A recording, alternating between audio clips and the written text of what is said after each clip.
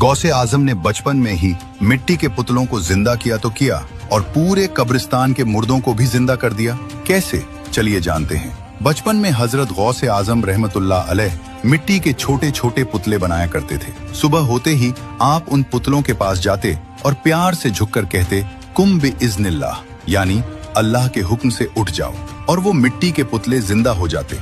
आप उनके साथ खेलते, बातें करते।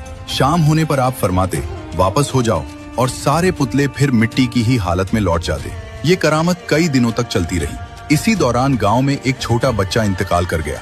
उसके वालिदैन का दिल टूट गया, लेकिन एक उम्मीद थी कि गौसे आजम अगर मिट्टी के पुतलों में जान डाल देते हैं तो शायद हमारा बच्चा भी उठ जाए। रात के सन्नाटे में उन्होंने अपने बच्चे को चुपके से मिट्टी के पुतलों के बीच लिटा दिया। सुबह गौसे आजम आए और हमेशा की तरह पुकारा, कुम बिइज़्निल्लाह। सभी पुतले उठ गए, लेकिन वो बच्चा वहीं पड़ा रहा। आप मुस्कुराए और फरमाया, मैं जानता हूँ तुम मेरे बनाए हुए नहीं हो, तुम अल्लाह के बनाए हुए हो, लेकिन मैं तुम्हें भी कहता हूँ, कुम बिइज़्निल्लाह। बस इतना कहना था कि अल्लाह के हुक्म से वो बच्चा भी जिंदा हो गया।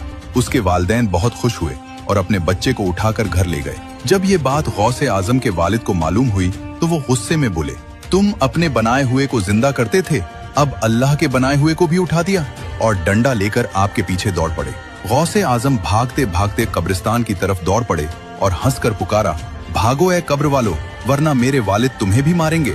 बस यही कहना था कि अल्लाह के हुक्म से कब्रें फट गईं। मुर्दे कफन सर पर लिए बाहर आ गए और आपके साथ भागने लगे। कुछ देर बाद आपके वालिद ने आवाज दी, ए अब्दुल कादिर, रुक जाओ। आप रुक गए और मुर्दों से फरमाया, अपनी कब्रों में वापस चले जाओ। सभी मुर्दे उसी वक्त अपनी अपनी कब्रों में लौट गए। आपने अदब से कहा, अब्बू जान, अच्छा हुआ आपने रोक लिया, वरना ये लोग कयामत तक कफन सर पर लिए चलते रहते। ये वाकया साबित करता है कि अल्लाह ताला अपने नेक बंदों को ऐसी करामातें देता है जो आम इंसान की समझ से बहुत ऊपर होती हैं। अगर आप भी गौसे आजम के सच्चे दीवाने हैं और ये वाकया आपके दिल को छू गया तो दिल से लिखिए, सुभान अल्लाह।